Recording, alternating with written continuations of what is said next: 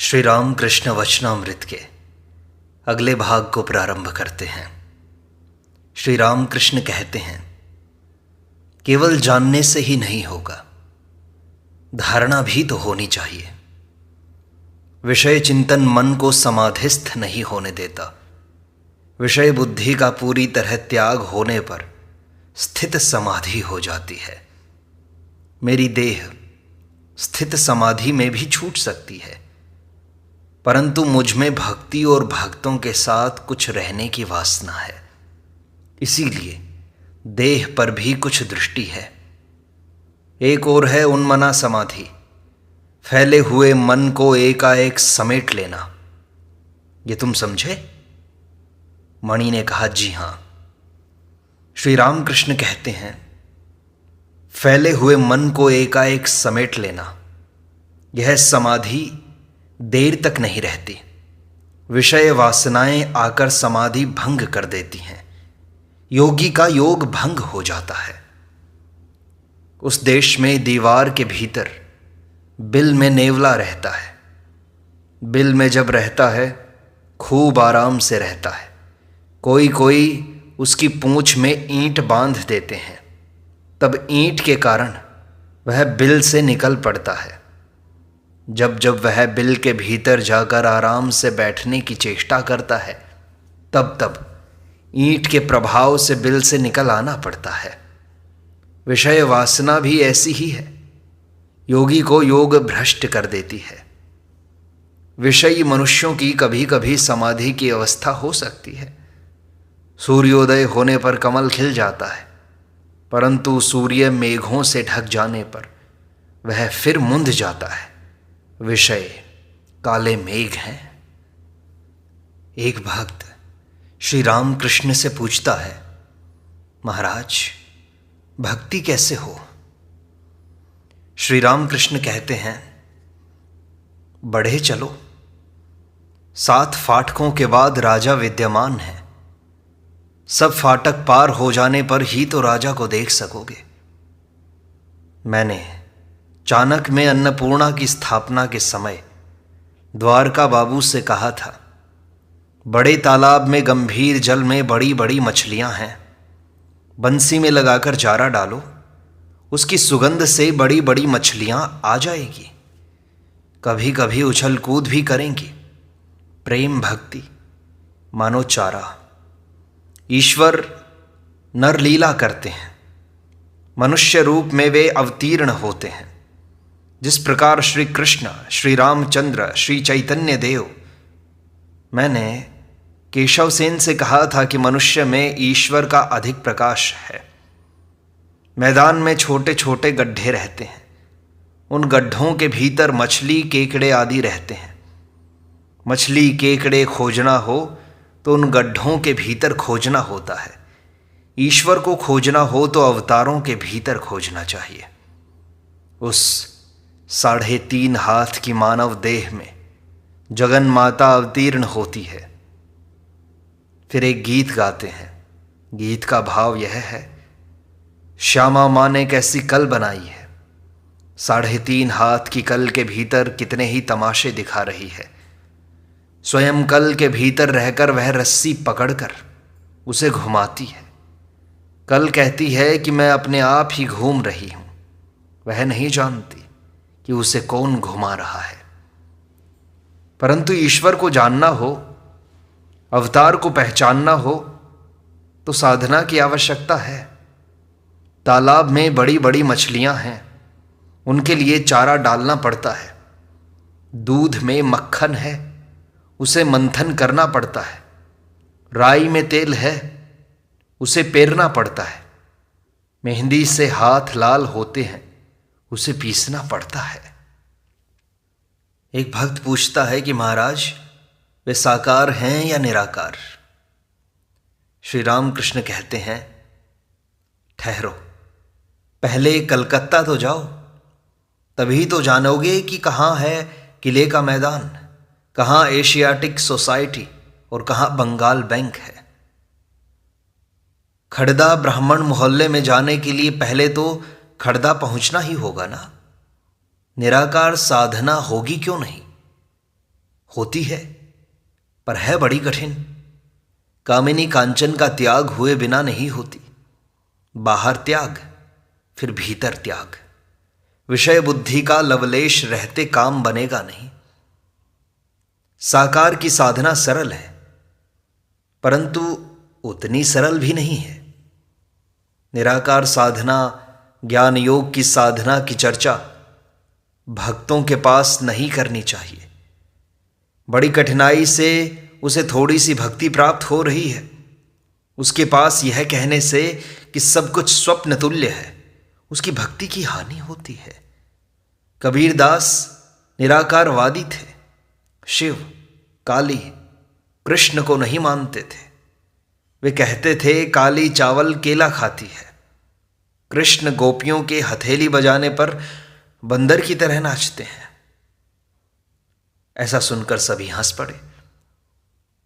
निराकार साधक मानो पहले 10 भुजा का दर्शन करते हैं, उसके बाद चतुर्भुज का, उसके बाद द्विभुज गोपाल का, और अंत में अखंड ज्योति का दर्शन कर उसी में लीन हो जाते हैं। कहा जाता है दत्तात्रेय, जड़ भरत ब्रह्म दर्शन के बाद लौटे नहीं। कहते हैं कि सुखदेव ने उस ब्रह्म समुद्र की एक बूंद मात्र का आस्वादन किया था। समुद्र की तरंगों की उछल कूद देखी थी, गर्जना सुनी थी, परंतु समुद्र में डूबे न थे। एक ब्रह्मचारी ने कहा था, बद्री केदार के उस पार जाने से शरीर नहीं रहता, उसी प्रकार ब्रह्म ज्ञान के बाद फिर शरीर नहीं रहता, 21 दिनों में मृत्यु हो जाती है। दीवार के उस पार अनंत मैदान है। 4 मित्रों ने दीवार के उस पार क्या है यह देखने की चेष्टा की। एक एक व्यक्ति दीवार पर चढ़ता है, उस मैदान को देखकर हो ऐसा करते हुए हंसता हुआ दूसरी ओर कूद जाता है। 3 व्यक्तियों ने कोई खबर न दी, सिर्फ एक ने खबर दी। ब्रह्म ज्ञान के बाद भी उसका शरीर रहा लोक शिक्षा के लिए, जैसे अवतार आदि का रहता है, नारद आदि का रहता है। हिमालय के घर में पार्वती ने जन्म ग्रहण किया और अपने अनेक रूप पिता को दिखाने लगी। हिमालय ने कहा, बेटी ये सब रूप तो देखे, परंतु तुम्हारा एक ब्रह्म स्वरूप है, उसे एक बार दिखा दो जरा।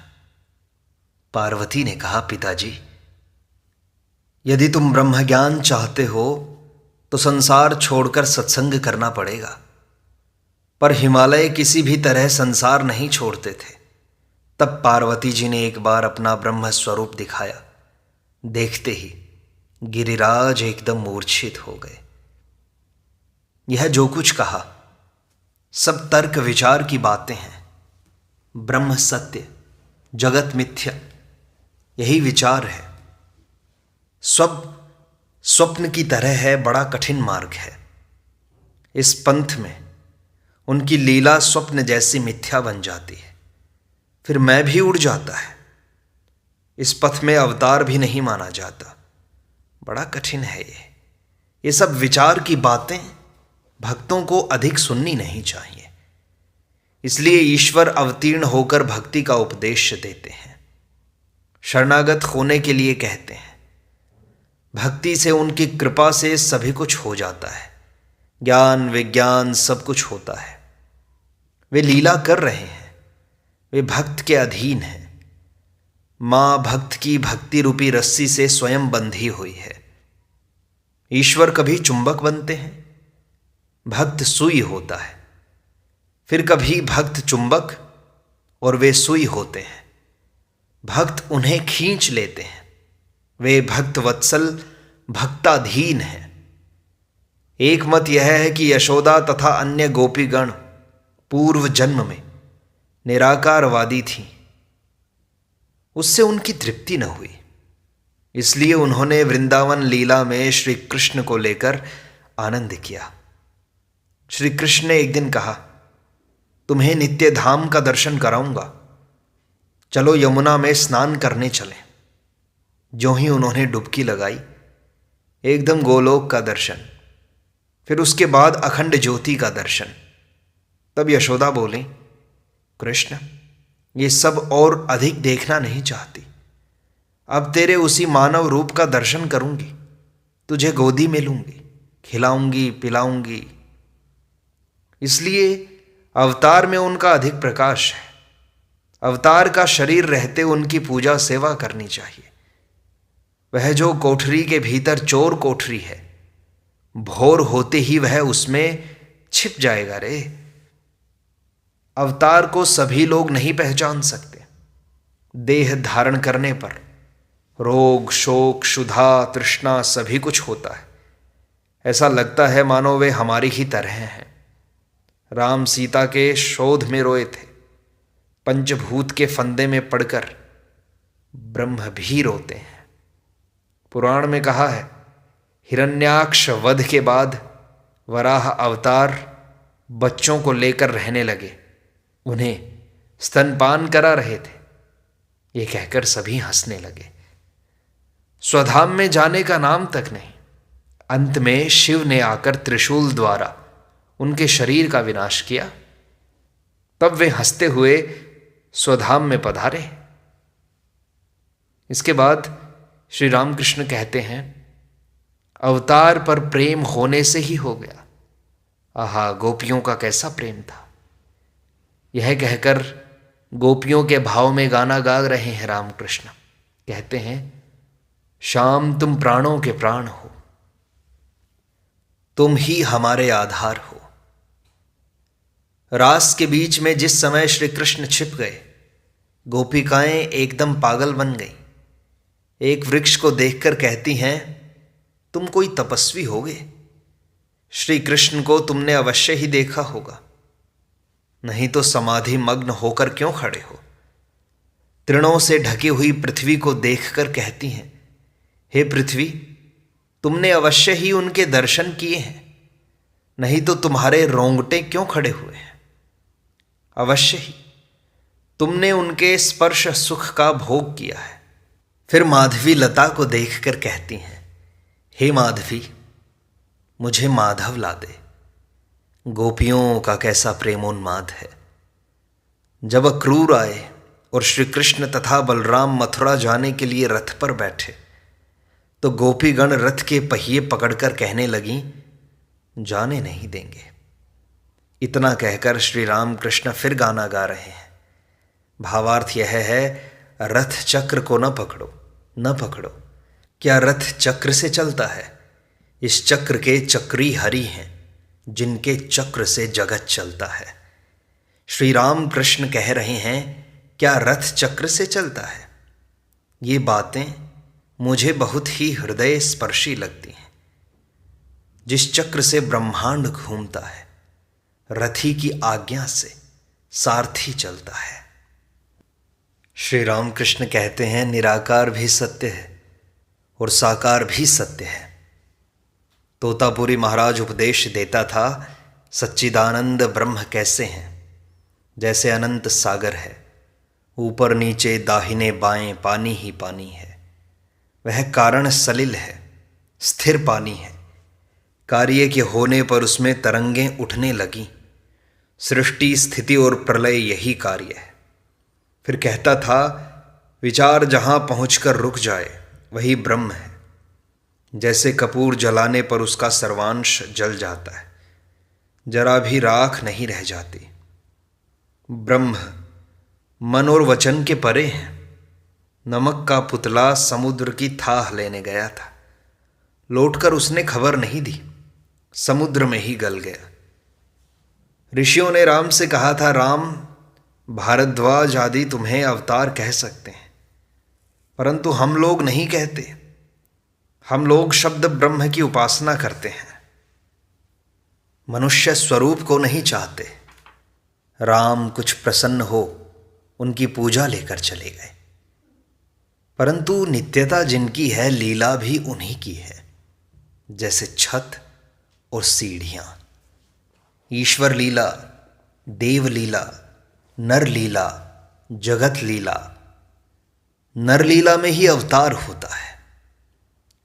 नर लीला कैसी है जानते हो?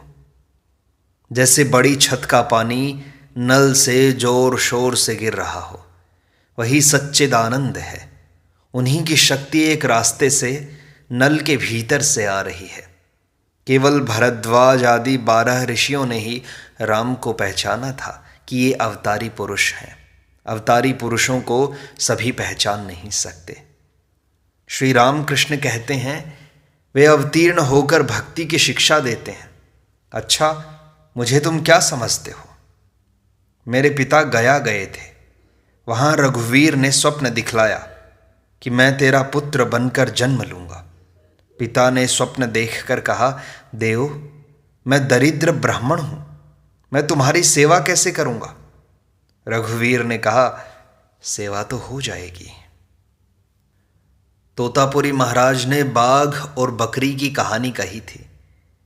एक बाघिन बकरियों के झुंड पर टूट पड़ी। किसी बहेलिये ने दूर से उसे देखकर मार डाला। उसके पेट में बच्चा था, वह पैदा हो गया। वह बच्चा बकरियों के बीच में बढ़ने लगा। पहले बच्चा बकरियों का दूध पीता था। इसके बाद जब कुछ बड़ा हुआ तब घास चरने लगा और बकरियों की तरह मैं करने लगा। धीरे धीरे वह बड़ा होता गया, पर तब भी वह घास ही चरता और मैं करता। कोई जानवर जब आक्रमण करता तब बकरों की तरह डरकर भागता। एक दिन एक भयंकर बाघ बकरियों पर टूट पड़ा।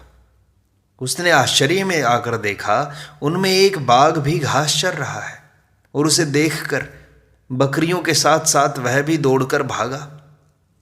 तब बकरियों से कुछ छेड़छाड़ न करके घास चरने वाले उस बाघ को ही उसने पकड़ा। पहले वह मैं करने लगा और भागने की कोशिश करता गया। तब बाघ उसे पानी के किनारे खींच कर ले गया और उससे कहा, इस पानी में अपना मुंह देख जरा। हंडी की तरह मेरा मुंह जितना बड़ा है उतना ही बड़ा तेरा भी है। फिर उसके मुंह में थोड़ा सा मांस लगा दिया उसने। पहले वह किसी तरह खाता ही नहीं था, फिर कुछ स्वाद पाकर खाने लगा। तब बाघ ने कहा, तू बकरियों के बीच में था और उन्हीं की तरह घास खाता था, धिक्कार है तुझे। तब उसे बड़ी लज्जा हुई। घास खाना है कामिनी कांचन लेकर रहना, बकरियों की तरह मैं करना और भागना, सामान्य जीवों की तरह आचरण करना, बाघ के साथ जाना है। गुरु जिन्होंने ज्ञान की आंखें खोल दी, उनकी शरणागत होना, उन्हें ही आत्मीय समझना, अपना सच्चा मुंह देखना है, अपने स्वरूप को पहचानना है। श्री राम कृष्ण कहते हैं गोपियों की प्रेमा भक्ति थी। प्रेमा भक्ति में 2 बातें रहती हैं, अहमता और ममता। यदि मैं श्री कृष्ण की सेवा न करूं तो उनकी तबीयत बिगड़ जाएगी, यह अहमता है। इसमें ईश्वर बोध नहीं रहता। ममता है मेरा मेरा करना। गोपियों की ममता इतनी बढ़ी हुई थी कि कहीं पैरों में जरा सी चोट न लग जाए, इसलिए उनका सूक्ष्म शरीर श्री कृष्ण के श्री चरणों के नीचे रहता था। यशोदा ने कहा, तुम्हारे चिंतामणि श्री कृष्ण को मैं नहीं जानती, मेरा तो वह गोपाल ही है। उधर गोपियां भी कहती हैं, कहाँ है मेरे प्राण वल्लभ, हृदय वल्लभ, ईश्वर बोध उनमें नहीं था। जैसे छोटे छोटे लड़के मैंने देखे हैं, कहते हैं मेरे बाबा। यदि कोई कहता है नहीं तेरे बाबा नहीं है, तो वे कहते हैं क्यों नहीं, मेरे बाबा ही तो हैं। नरलीला करते समय अवतारी पुरुषों को ठीक आदमी की तरह आचरण करना पड़ता है, इसलिए उन्हें पहचानना मुश्किल हो जाता है। बिल्कुल सामान्य व्यक्ति की तरह वे रहते हैं। नर रूप धारण किया है तो प्राकृत नरों की तरह ही आचरण करेंगे। वही भूख प्यास, रोग शोक, वही भय, सब प्राकृत मनुष्यों की तरह। श्री रामचंद्र सीता जी के वियोग में रोए थे। गोपाल ने नंद की जूतियां सिर पर ढोई थी, पीढ़ा ढोया था। थिएटर में साधु बनते हैं तो साधुओं का सा ही व्यवहार करते हैं। जो राजा बनता है उसकी तरह व्यवहार नहीं करते। जो कुछ बनते हैं वैसा ही अभिनय भी करते हैं। कोई बहुरुपिया साधु बना था, त्यागी साधु। श्वांग उसने ठीक बनाकर दिखलाया था, इसलिए बाबुओं ने उसे 1 रुपया देना चाहा। उसने लिया नहीं, ना, ऐसा कहकर चला गया। देह और हाथ पैर धोकर अपने सहज स्वरूप में आया, तब उसने रुपया मांगा। बाबुओं ने कहा, अभी तो तुमने कहा कि रुपया नहीं लोगे और चले गए थे, अब रुपया लेने कैसे आ गए? उसने कहा, तब तो मैं साधु बना हुआ था, उस समय रुपया कैसे ले सकता था। इसी तरह ईश्वर जब मनुष्य बनते हैं तब ठीक मनुष्य की तरह व्यवहार करते हैं। वृंदावन जाने पर कितने ही लीला के स्थान दिखाई पड़ते हैं। श्री राम कृष्ण कुछ योग संबंधी बातें कह रहे हैं। कहते हैं, ईड़ा, पिंगला और सुषुम्ना, सुषुम्ना के भीतर सब पद्म है, सभी चिन्मय, जैसे मोम का पेड़, डाल, पत्ते, फल सब मोम के। मूलाधार पद्म में कुंडलिनी शक्ति है, वह पद्म चतुर्दल है जो आद्या शक्ति है। वही कुंडलिनी के रूप में सबकी देह में विराजमान है, जैसे सोता हुआ सांप कुंडलाकार पड़ा रहता है। भक्ति योग से कुल कुंडलिनी शीघ्र जागृत होती है। इसके बिना जागृत हुए ईश्वर के दर्शन नहीं होते। इस प्रकार श्री राम कृष्ण वचनामृत का यह भाग यहीं संपूर्णता को प्राप्त होता है। शेष अगले अंक में।